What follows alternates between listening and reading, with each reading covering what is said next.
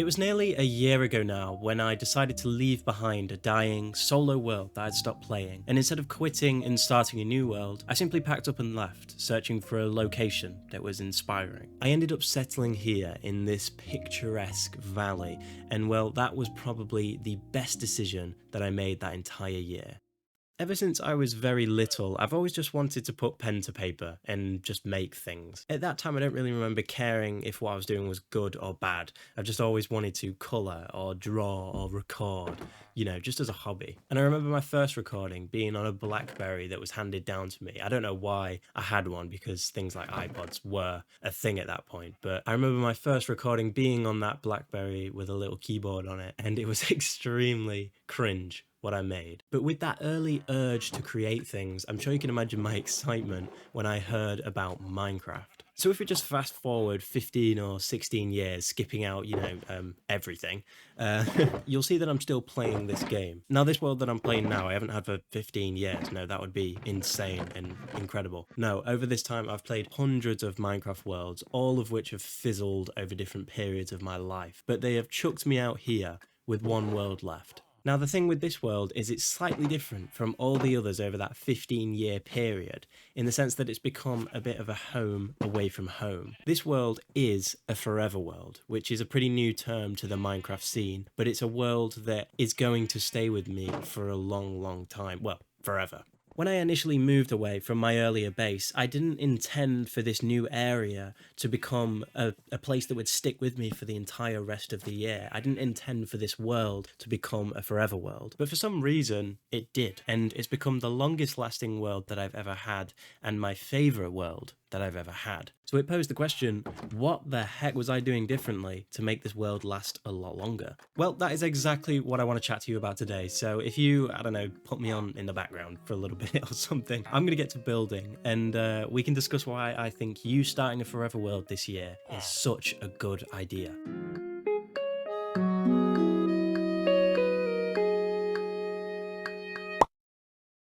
Stop staring at me. Stop staring at me. I've kept those sheep captive for a while, and they're staring at me. They need their home built, so I'm going to start that now. There's a lot of content and videos out there about forever worlds, and there is a million and one pieces of advice, but you don't need all that. You don't need so much information to overload your head, and then you start a world and you're actually incredibly overwhelmed once you've started it. So I think I'm going to just pick out what I think is the most important pieces of advice, maybe 2 or 3 pieces of advice, and we'll go from there. And the first one, which I can guarantee you've already heard, is to play the game at a much slower pace. Now, if we're talking about you playing on an existing world where you're already kitted out, then it's a little bit different. What I did in this world is I moved far away and I meticulously built up the builds around me. I put a lot of effort into them. I cherry-picked what farms and things that I needed, but that was the way I enjoyed it. But if you're starting a brand new world, which is not something that I'm against, if you don't like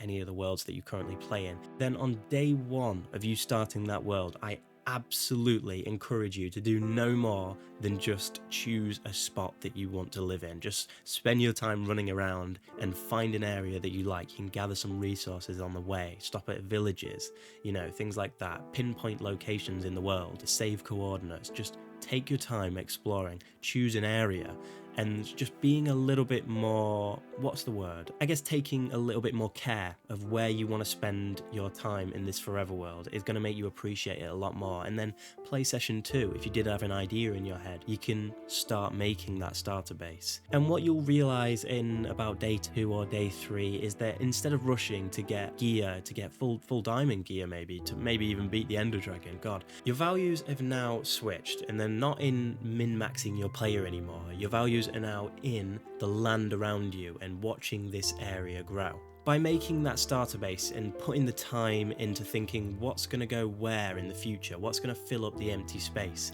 you'll form a little bit of an attachment to the area that you're in. The goal isn't now to build the best farms and get the best gear in as little time as possible. The goal now, I would say, is never ending, as the goal is to just grow your world. And if that is not the goal of a forever world, then I truly do not know what is.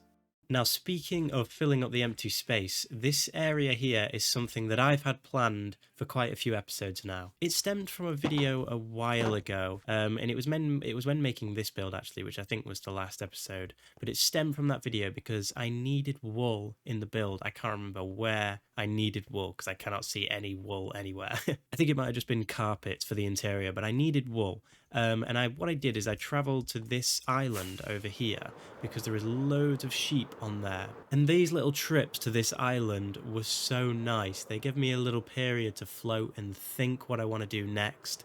And then I get here and I just run around, frolic in this little field and shear loads of these sheep. And when I was doing that, when I was shearing these sheep, I made a little promise to myself that I was going to make a manual sheep farm back over there because it was so relaxing. I didn't want, an automatic sheep farm that would just pump out wool. I wanted a manual one. It would fill up the empty space. And it was also quite a relaxing little job to do in Minecraft. And it was that thought right there that made me build this little sheep pen right here.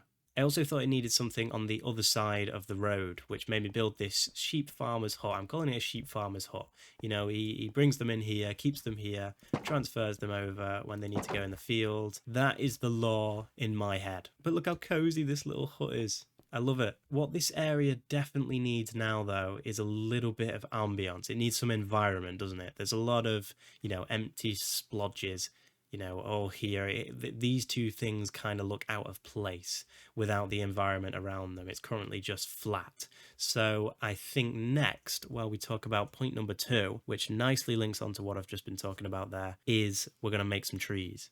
I'm going to keep this point pretty short and sweet because we covered a lot of it just then talking about the sheep farm. So I'll quickly tell you how important world building has been to help me keep this world going. I guess the reason for me making that sheep farm was tied to the first point, which was that I was slowing the game down. I was slowing the game down by using a manual farm instead of an automatic one. But the build didn't feel finished, so I also tied in the sheep farmer's hut just across the road, and that was purely for world building. Now, when people talk about world building, they often talk about deep lore within their world. A building that they might make is so central to the story or plot of their world, but it doesn't have to be that deep. I've not made anything that deep so far. World building can be that. It can be this really deep lore and, twisted storyline that your world's taking, and that's super fun to do. I have plans for builds in the future which are going to be like that. But you can also create builds with pretty simple meaning, I guess, such as a sheep farmer who tends to the field across the road, because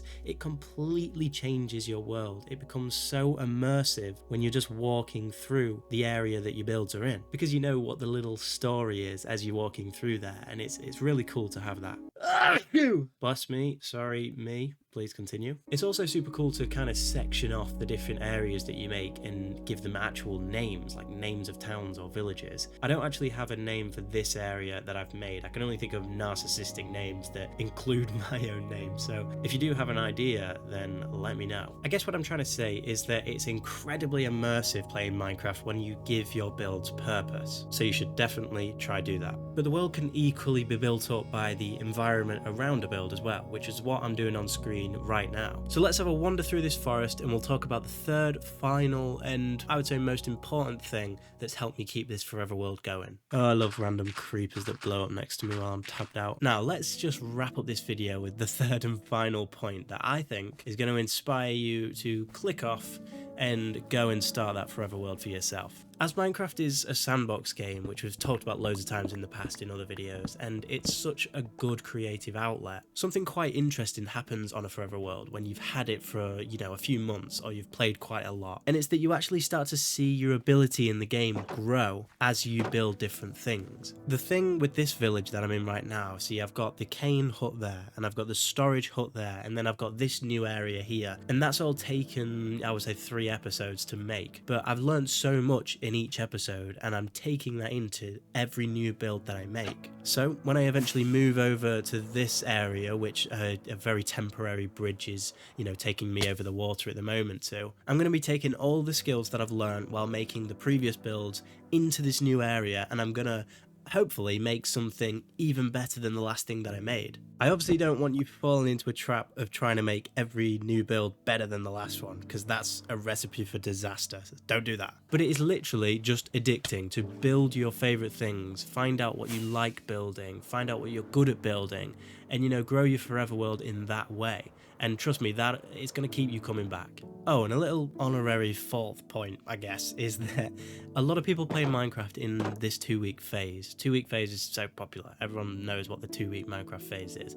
But it's not inherently a bad thing, and the forever world isn't like a cure to the 2-week phase. The forever world could be you keep coming back to this world in your 2-week phases and keep watching this world grow instead of starting a new world every time. That could be a forever world. Don't be ashamed to be a 2-week phase player. There's nothing wrong with that. Anyway, we made a pretty lovely build today. I'm very happy with, and yeah, we talked about some very important stuff that's helped me personally, and I hope you can take something away from it as well. Also, thank you for all the love on the last video. A lot of nice comments on that one, so thank you for that. And yeah, I guess I'll see you in the next one.